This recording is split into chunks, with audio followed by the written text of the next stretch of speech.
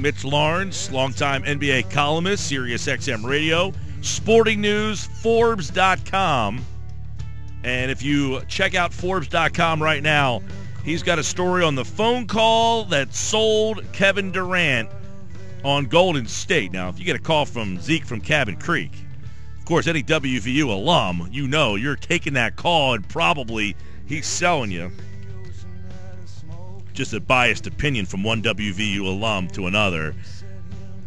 Jerry West makes the call. How did it affect Kevin Durant? Mitch Lawrence of Forbes.com joins me for that and more NBA free agency. Mitch, you've been covering the league for a long time. I don't know that other than the LeBron quote-unquote decision that a move has got such has moved the needle so much, but how is this one maybe a little different from some of the other big moves? Well, I mean, you know, the difference is that when LeBron, first of all, went to Miami, they had one with Dwayne Wade, but he was going down with Chris Bosh, and this was not a ready-made championship team that Miami had. This one, Kevin Durant is basically deciding to run with the pack.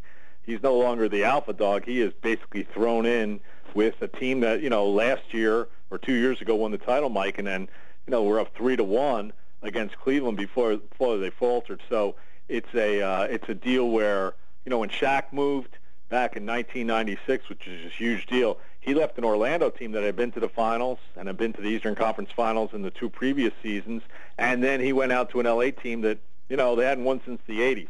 So it's really a case where a guy goes into a team that's almost a sure thing if there's such a thing in sports. Yeah, you've covered this league for a long time. Mitch, do you think this is good? I mean, is this a good thing for the NBA to basically have people thinking that this is a finished product almost already? I'm reading where people are saying it's a good thing, and I just don't know where. First of all, let's take it from the Oklahoma City standpoint.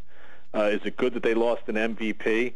Is it good that they lost the franchise player? I mean, ask Orlando how long it took them to recover for Shaq. Now, I know they later got Dwight Howard, but they really never recovered in terms of losing Shaquille O'Neal to the Lakers. And I'll argue right now it'll be a long time before Oklahoma City recovers from losing Durant because the ripple effects are probably going to cost them Russell Westbrook. I assume they're going to have to trade him. Is it good for the league that he goes out to Golden State?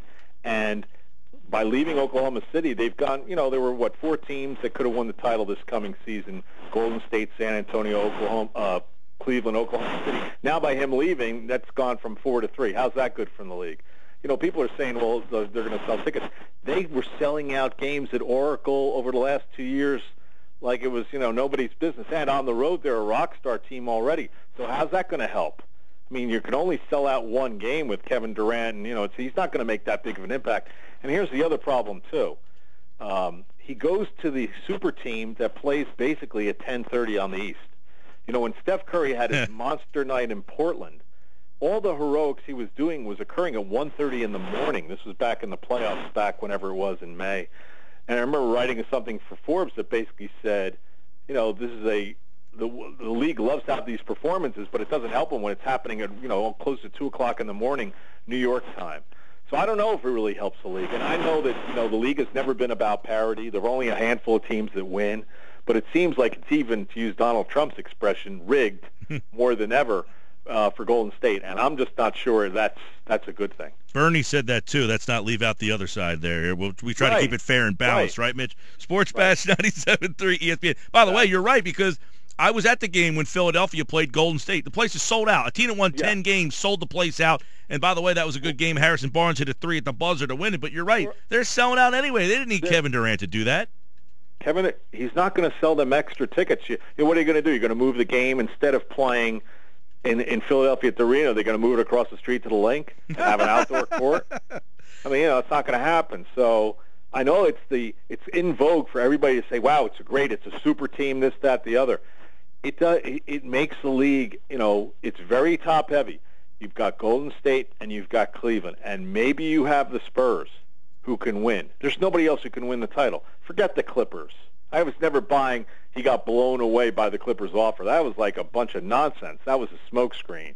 You know, Boston, they're not any better. If they would have gotten Durant, that would have been more interesting, Mike, because you would have had a team in the East that could have maybe completed with Cleveland with Al Horford and Isaiah Thomas and Kevin Durant, and you're in the Eastern time zone, and it would have leveled out the playing field a little more. Now you've got a couple teams in the West and some decent, to pretty good teams out there still, and in the East you got one team. And then there's a huge gap between Cleveland and Boston and Toronto and all that. So I don't know how it helps the league. I really don't. Yeah, and, you wonder if he stayed in Oklahoma City, that's another team that would have been competitive, and they bettered themselves, too. I mean, there had to be something there. You write the piece about a phone call that sold him. Give us a little bit more on that call and what possibly could have been some of the reasons why that phone call swayed him. Well, first of all, if Oklahoma City, would have not died in the last 4 or 5 minutes of Game 6, Kevin Durant probably is not leaving Oklahoma City. That's probably the worst 4, 5, 6 minutes a franchise could ever have. In this case, Oklahoma City. Well, as we know, he met with a bunch of teams over the last weekend out in the Hamptons and Long Island, and one of the teams was Golden State. And then later that night, apparently, Jerry West called him up. Now, the background on all this is that, guys like not just Kobe Bryant, but LeBron James, who need advice and need counsel, they seek out Jerry West. He's kind of this guy who's the older statesman of the NBA, and he relates real well to players. And, when in LeBron's case, when he first went to Miami and they lost to Dallas, and LeBron ended that series where he basically disappeared, and then he had some really anti-fan comments to make after the final game. He was at the lowest of lows. He called up Jerry West and cried on his shoulders, and West heard it, but West also reminded him, hey, I was the guy who lost to my first 8 finals, and I almost quit because of it. You have to just keep going and keep playing, and you'll break through eventually. And then over the years with Kobe Bryant there when Jerry West ran the Lakers, Kobe Bryant often would turn to Jerry West when he had some tough times too. So, when Jerry West calls up Kevin Durant Saturday night and starts explaining to him how this is his best move to win, this is his best move to compete for titles, and this is how you're going to fit in here, that's a huge deal. Jerry West basically laid out how it was going to look on the floor, and then he basically told him, the big thing was, you're in an age now where you haven't won. You're going to be judged, the best players of all generations, whether it's been the 60s, 70s, 80s, whatever. The best players of the generation are always determined by their championships, and that's why you need to get out here to Golden State.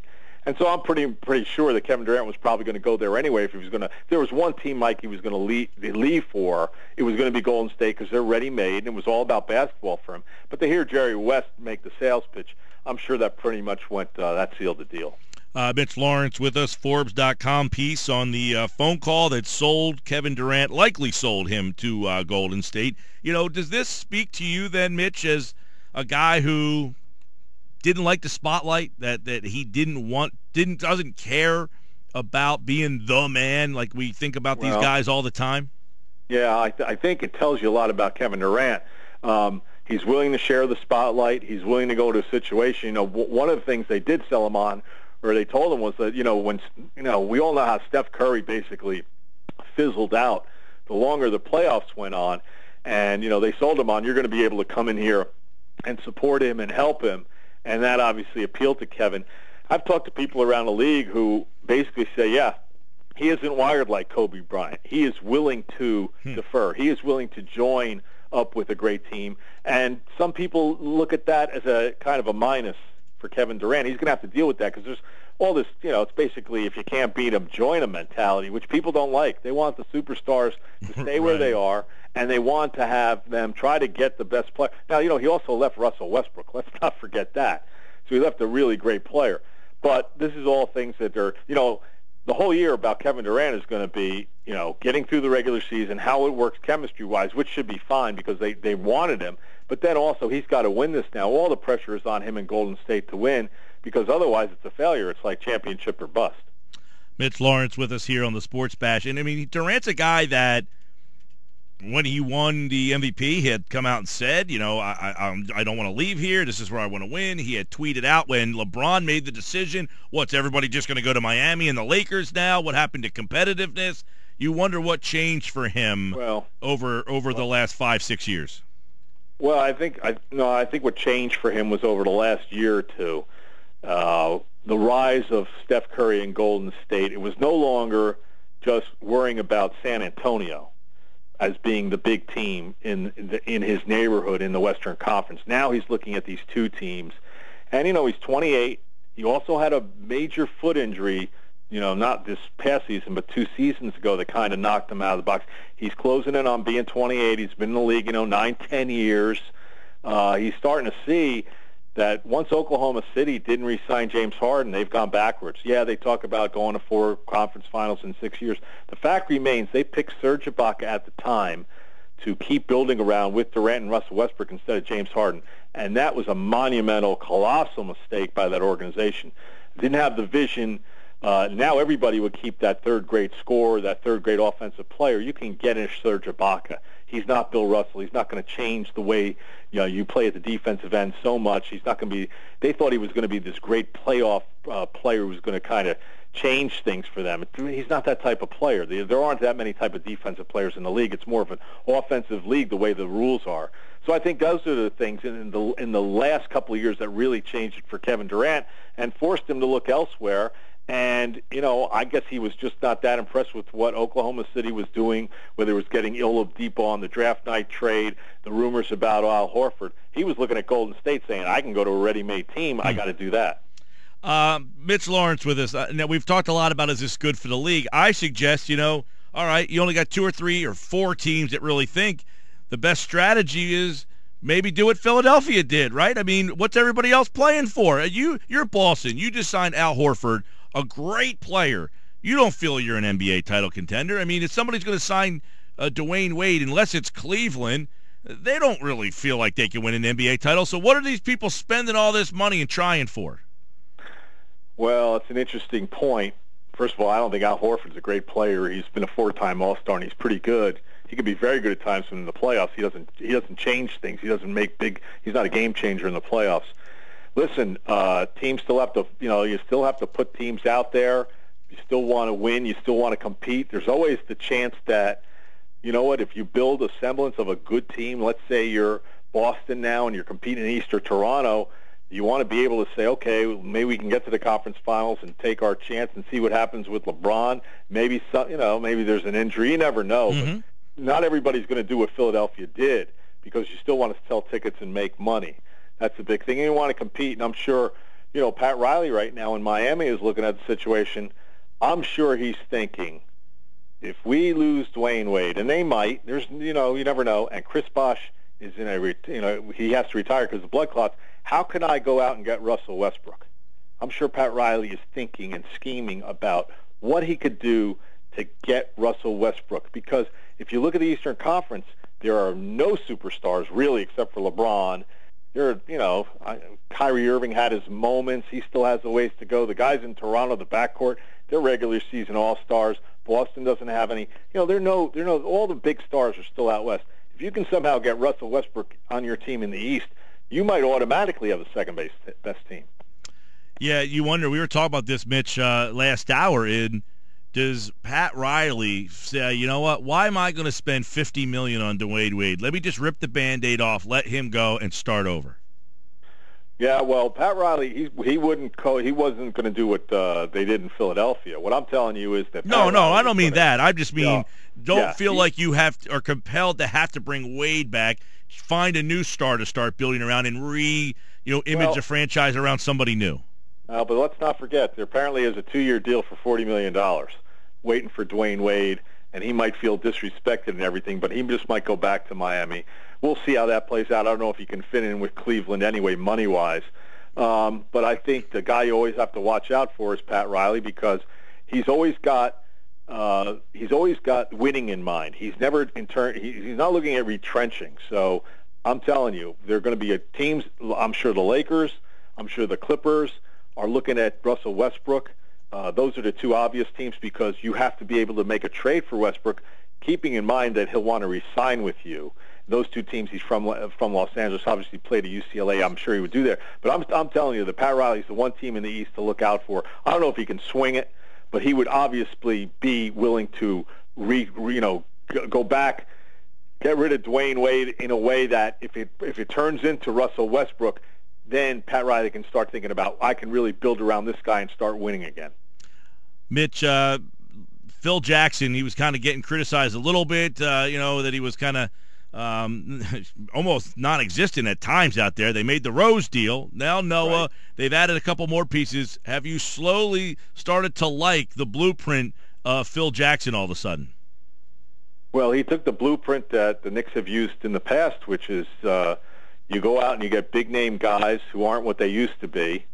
You're going to sell a lot of tickets. You're going to attract all the celebs to get in the front row at Madison Square Garden. This is not what any of us thought that Phil Jackson was going to do. We thought he'd really do a big rebuild here.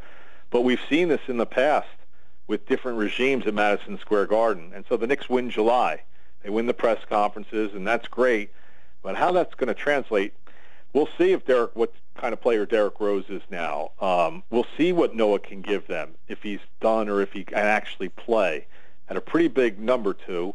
The Courtney Lee deal is fine and Brandon Jennings, but the thing is that the Knicks haven't been in the playoffs for 3 years. They've been a lottery team for that time. I think it was probably the mandate from above that Phil had to go get a team to make the playoffs. If Rose plays halfway decently and stays upright and doesn't have injuries, I guarantee he's going to get a new max deal. It's going to be crazy to think, but that's the way the Knicks do business. They'll overpay their guys, especially because they know it's a huge thing. It's all about excitement in New York. It's all about selling tickets, and the Garden puts that over winning. Mitch, the ripple effect of Durant, does that potentially mean the end of Tim Duncan? Do they look at it and say, you know what, I'm not trying to go up against this team again. You guys, you got it. I'm done. Oh, I think Duncan, and he's apparently very strongly considering retiring. I don't think that Duncan is looking at Golden State as, well, it's time for me to go. We can't beat Golden State. The competitor in him feels he could beat anybody. The problem with Duncan is that when Duncan wears braces on both knees when he plays, and when he leaves an arena, he limps. He limps home, and that's not what Tim Duncan wants out of life. That's not what he wants out of basketball. He was a shell of himself in his last series. I thought this would be his last year because I got the word earlier on about his knees and the fact that, Duncan's always been a guy who's like, if I'm contributing, if I feel like I'm helping the team and playing well and I feel good physically, I'll be back. If you look at that, am I playing well? Am I contributing? Am I, physically okay? He doesn't check any of those boxes now. So it's kind of a sad day when it'll come. But as I wrote for Sporting News, this has been an amazing run because here's a guy. Now, we just saw Kevin Durant leave Oklahoma City, and they talked about how, the Sam Presti's GM talked about, hey, nothing lasts forever in sports, and there's always change. Well, go 500 miles to the south in South Texas. Tim Duncan stayed 19 years in South Texas, got into 6 finals, won 5 times, never, always took less money, so the Spurs had people, had the wherewithal financially to build around him. Never really, only once came close to leaving. That was back in 2000 when Orlando got Grant Hill and Tracy McGrady, but he didn't leave. And my argument, and I wrote in Sporting News, is, first of all, a small market team like San Antonio may never get another. This is one of the iconic players, Tim Duncan, arguably one of the great big men, power forward centers, whatever you want to call him, in the history of sport. And if they do get a guy like that, if they're lucky enough again, what are the chances that he'll stay there all 19 or 20 years of his career? Kevin Durant just left after 8 years in Oklahoma City. We've seen Carmelo Anthony, who's not on that level, but here's another guy, a super talent, who wanted the bright lights in a big city. Back in 1996, Shaquille O'Neal. He wanted to win, but he also wanted a Hollywood screen test. He couldn't get that in Orlando, so he left. So these small market teams, you get a guy like Tim Duncan to be there for 19 years. That is being lucky twice.